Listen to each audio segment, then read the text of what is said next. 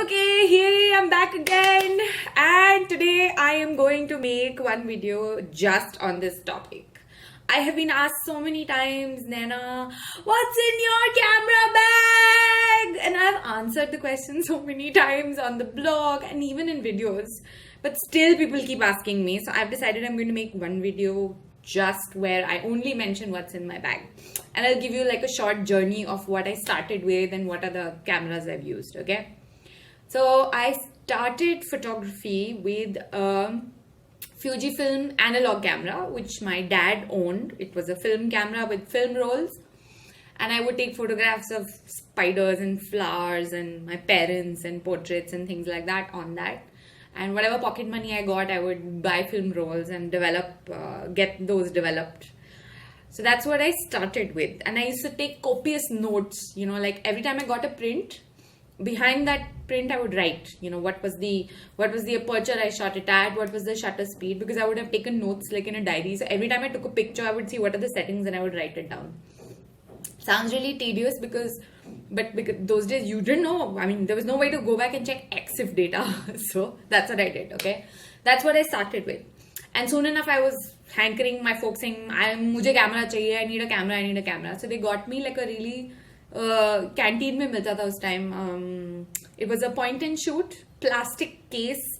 I forgot what brand it was, but it was black in color and it had a flash on top of it. And you just opened the back, you put in a film roll, and you just shot like you could. It was like a small point and shoot, and I loved that camera. Okay, so that's what I used next.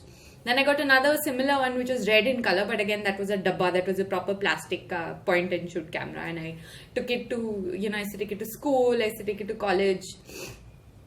Then I bought after I started working, my first digital camera was a Sony. It was a small grey, silver grey triangle thing, and it was I think 12 megapixels, and it was excellent. I used to use it for everything. I even took it to my honeymoon where we used it, but I did have another camera at that time. But it was really convenient. You could take like selfies with it, and I used that camera for the longest time till I left it on a plane and never got it back. Then in 2009, is when I was considering buying a DSLR because they were finally affordable in a way. And Nikon had come out with the D90 at that point, which in India was available, just the body was available for some 97,000, and I couldn't afford it. So I was lamenting that to a friend on Facebook, and he was in Australia, and it was around Christmas, and he was going to come to India, and he told me that it was available in stores in Australia due to the Christmas sale for only 53,000 rupees. I told him to get it. So he got that for me, and that's when I started photographing some weddings. I photographed my sister's wedding. So it started with the Nikon D90, but I mean, I still read a lot of kenrockwell.com. That's KenRockWell.com for camera recommendations. And I agree with him. He's of the opinion that you make the best of what you have. And I realized early on that instead of investing in a really high-end full-frame camera, I would be better off if I saved up and invested in good lenses first. And if you have a good lens, even if you have a very basic body, you will still get great results. So I actually ended up investing. The first lens that I bought was obviously with the camera, with the D90, I got the horrendous 1855. It was terrible. I mean, I wouldn't touch the lens now, but that was what was available those days, so I took it. But the first lens that I bought was the 2470 f2.8, and I have used that lens 90% of the time to photograph weddings, to photograph events for luxury brands, to do my blogging. That's the lens I started with, and I still have it, and it's excellent. The second lens that I bought was the 70-200 2.8, and the third one that I bought was the 1424 f2.8. So these are all Nikon. So I had the lenses, like the holy trinity of lenses. from 14 mm to 200 mm. I was set, and it was 2.8, so it was like, ugh, excellent. And they cover 90% of your needs, and you can I mean, unless you're a professional, like a sports photographer, where that's your bread and butter and you need to get those images, then you maybe need like a really high-end camera. But so then I eventually got to a point where I was like, wait, I think now, because I'm shooting so much for clients, I need a slightly better camera. Actually, that time I was doing more weddings. So the second camera that I bought, a DSLR, was the D7000. I still have it. I've given the D90 to someone who's using it. I have the D7000, and I use those two because it's nice to have a backup camera when you're shooting a wedding. It's not nice. Imagine you're shooting someone's wedding and your camera goes and you're like, well, wedding's not being shot anymore. So the D7000 was supposed to be a backup camera. Eventually, I felt the need that I should have a full frame. So the D800 had just launched, Nikon again. So I bought the D800, and then I realized I needed a backup full frame camera. So then I bought the D810. So those are primarily so now when I go for a shoot, I'm using the D800 as a backup and the D810. And I also have a really cheap plastic 50mm 1.8 lens, which costs like 5,000-6,000 rupees. But you can shoot with it, and if you know how to use the lens, you can use it really well.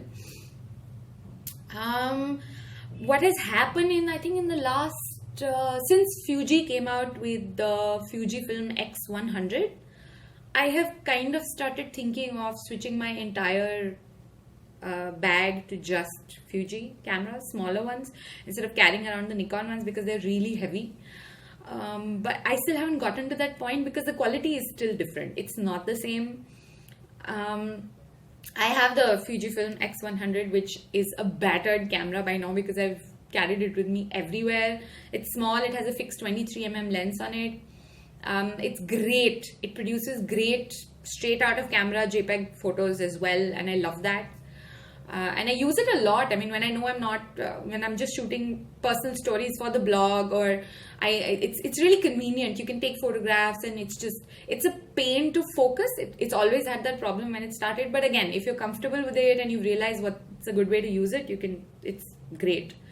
Another camera that I have these days in my bag is the Fujifilm X-T10, which the Adobe Max event that happened in Los Angeles, Adobe gave each person in the audience one of those cameras, and it has an 1855 lens on it, and it's a really good camera, but I don't like the JPEGs it produces, especially if it's on auto. Again, if you put it on manual, then every camera is excellent. Because you get then able to figure out how to use the camera.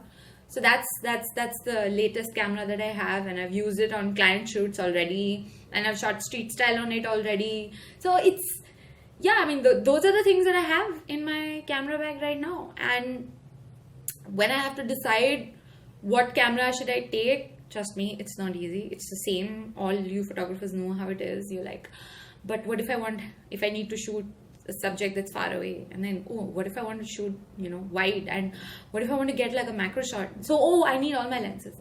So no, it depends on the assignment. It depends on the subjects, majority of the subjects. It depends on the scope. It depends on how much money you're being paid. It depends on where the images are going to be used eventually. If it's a hoarding, then you need a certain quality. You can't use a small camera.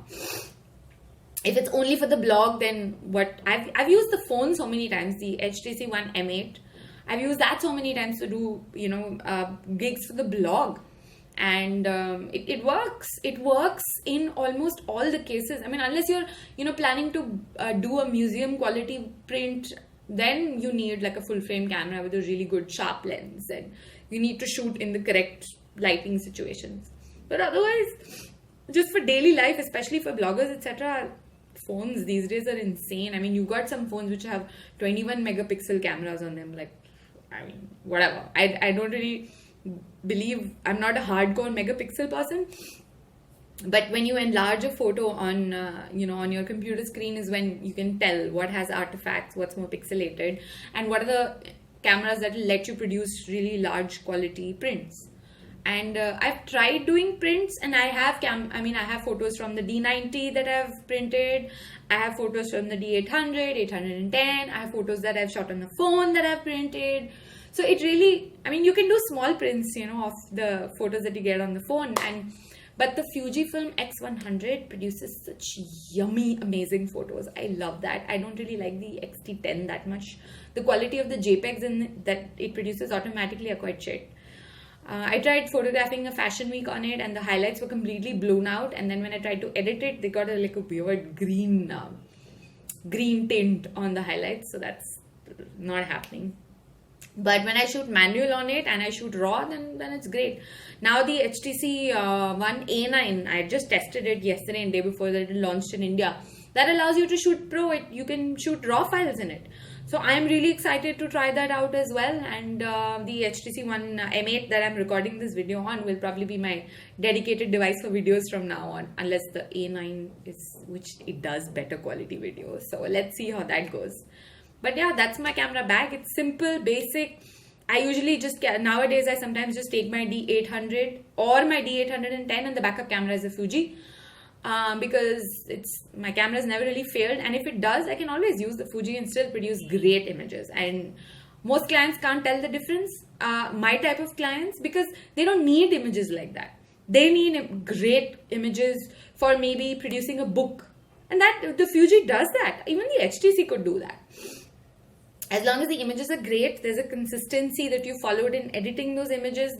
You can because they should look like they all come from the same set. They should look like they come from the same set of images in the same story. So you have the same kind of post-production done on all of them. You're set. You can use pretty much any camera. Images need to be great. It's not the quality of the image, but the photo, the visual has to be great. And any camera can produce it. So all you people asking me what camera I should buy, seriously, just what do you have right now? First learn to make good images on that, and take it from there. Okay, so this is the video that answers the question, what's in my gear bag? And I'm going to call it that, so that next time someone asks me, I can just send them a link to this. Thank you for listening. Bye.